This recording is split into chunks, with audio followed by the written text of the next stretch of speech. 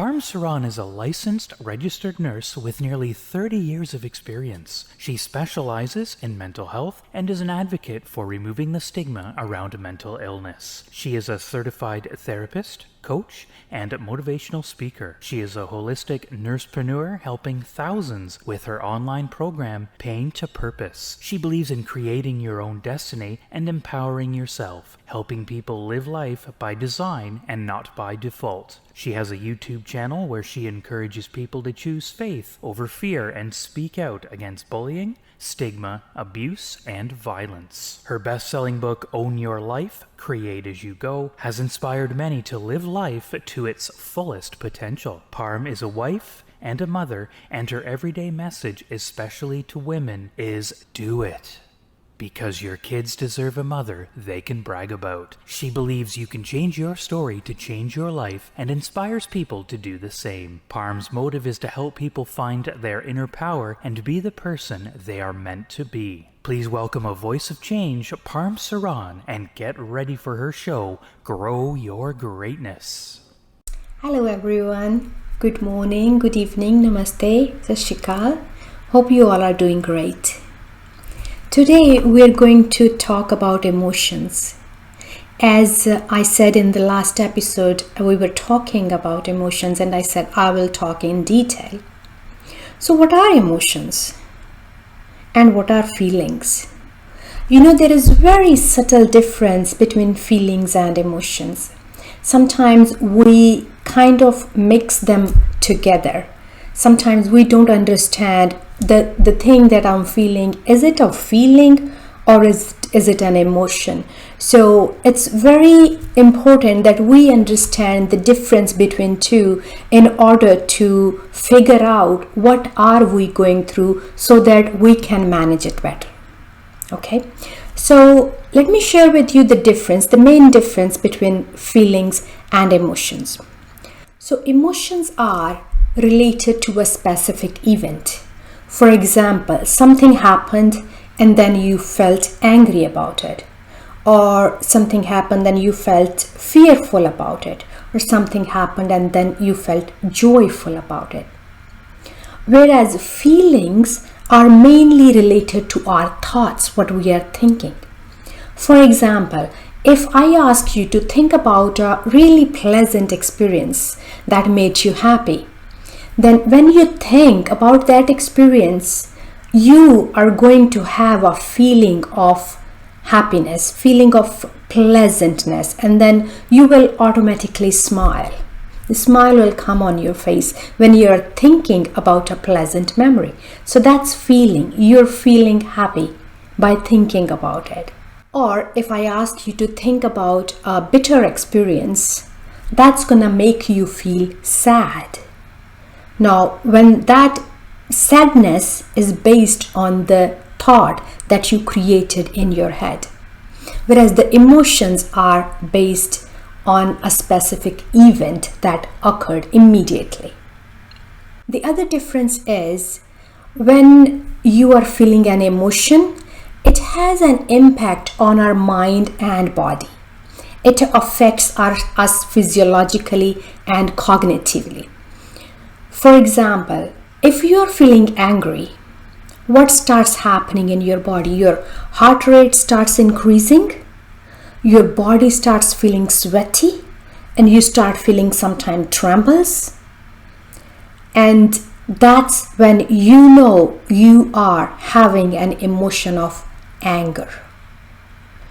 Whereas feelings are not always giving us any body experience. They are not always related to physiology. For example, feeling tired. Now, feeling tired could be taken into so many different ways. Feeling tired could be that you overworked, or feeling tired may be that you didn't have proper sleep, or feeling tired could be that you're just feeling lethargic, your body is sensing something is not right and you're feeling tired. Or you're feeling sad, that sadness, the emotion is making you feel tired. You don't want to do anything, you don't feel like doing anything, you don't feel like getting out of bed. But you're telling yourself, I'm feeling tired. So that's a feeling. feeling tired. But that relationship could be with an emotion. Sometimes it is related with the emotion, but sometimes it's not. For example, feeling cold. So feeling cold is not related to any emotion. Feeling cold is depending on the weather.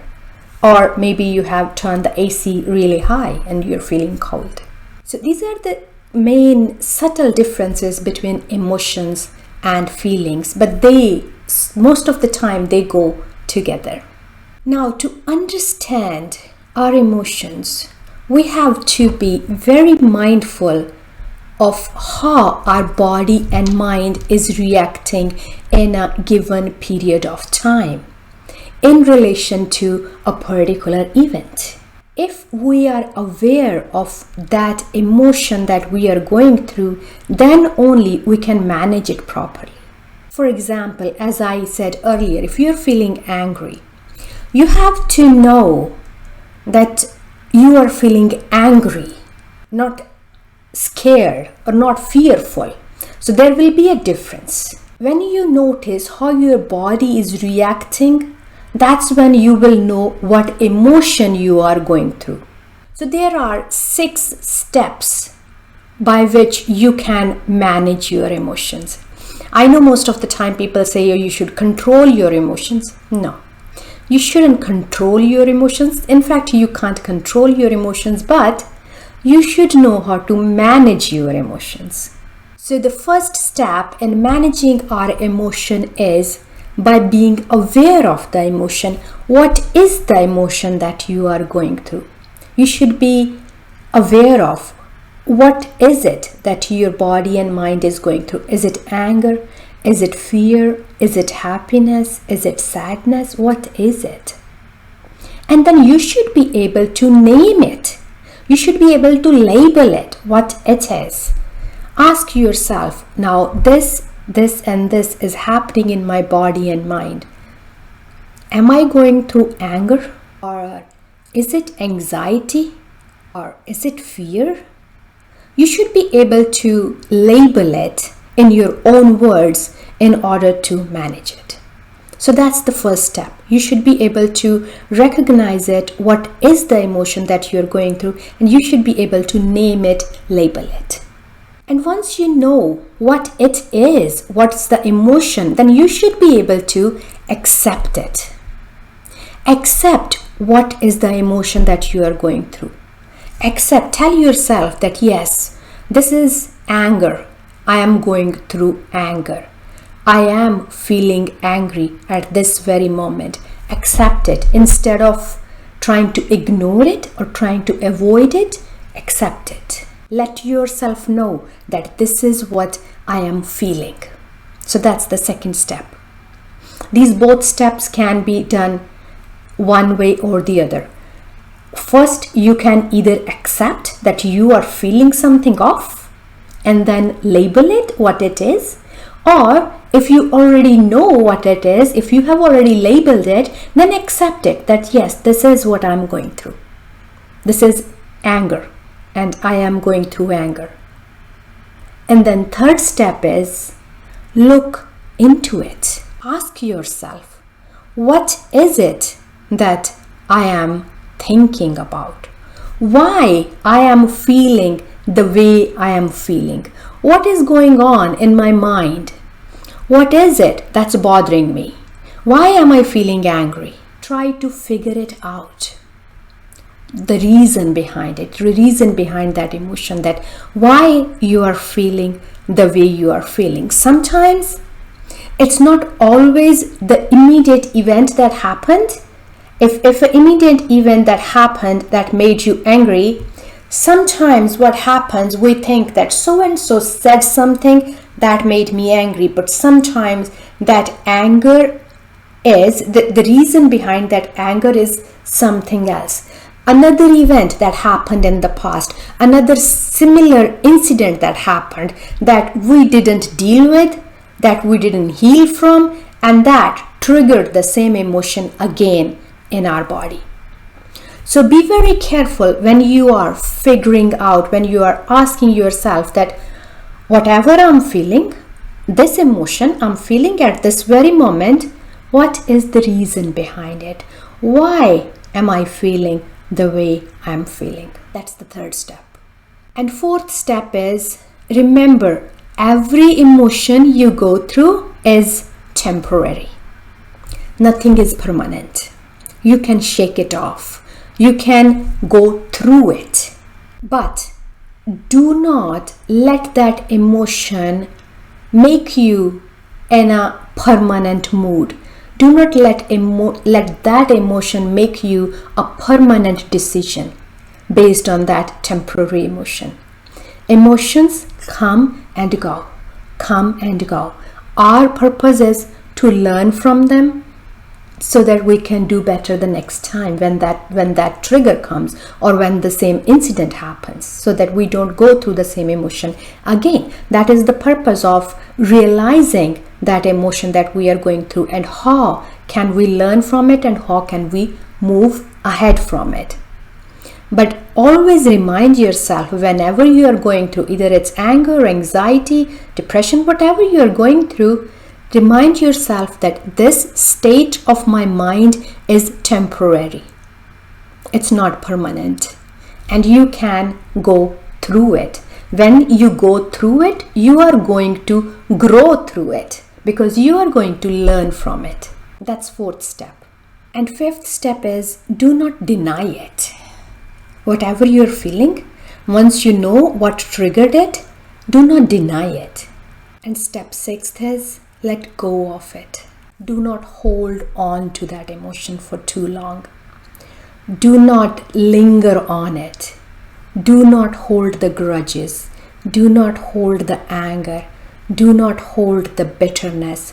Do not hold the envious. Do not hold on to especially the negative emotions. Why we call them negative emotions? Because they are affecting our body and mind in a negative way. For example, as I said, when you're feeling angry, it's affecting your heart rate. It's affecting your mind. You're feeling stressed. You're feeling anxious. It's affecting your body's heat system. You are started sweating. Your body start trembling. It's clouding your judgment. You're not able to think clearly when you are going through that emotion. But if you linger on to that emotion for too long, then that's gonna have a permanent effect on your body.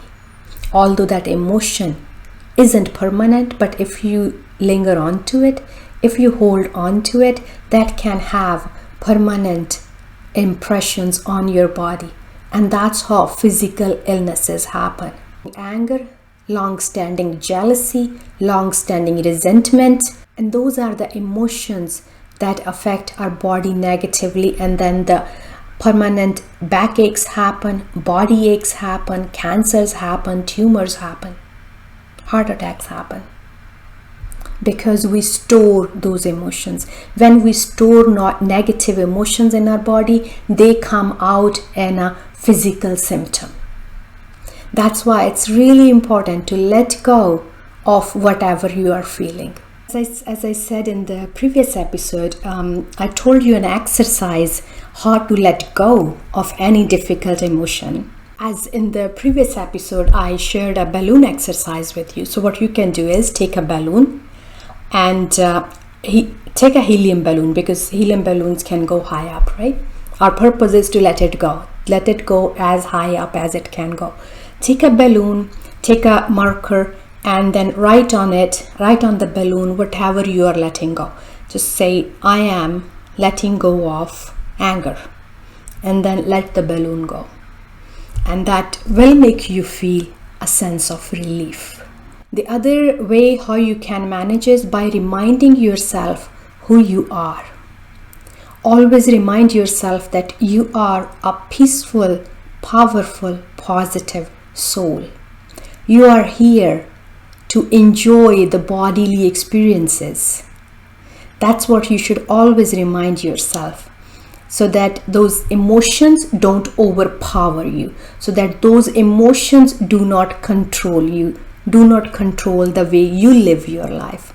You are the master of your mind, and you should be able to steer your mind the way you want to, not the other way around. And one last thing, our children, when they're still little, let them know how to express their emotions. When they are angry, when they are throwing things away, teach them, ask them, what is it that you are feeling?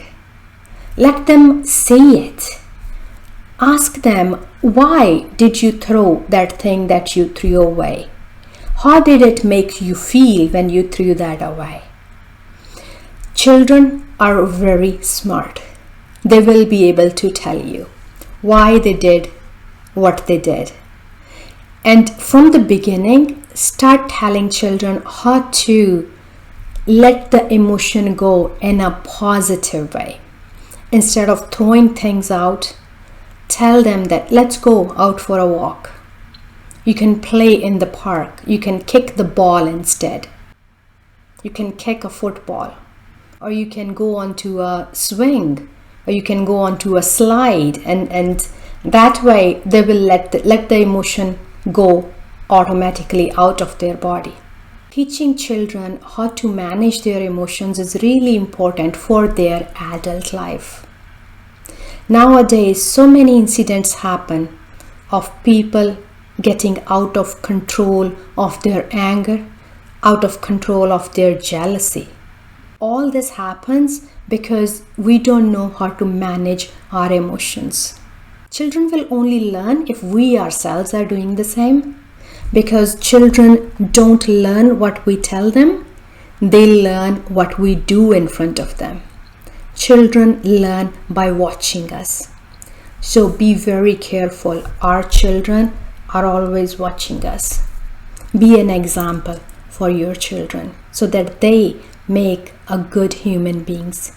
They make the right adults that our society needs. They make the adults that spread love, peace, and kindness into the world. Till we meet again, look after yourself and take care.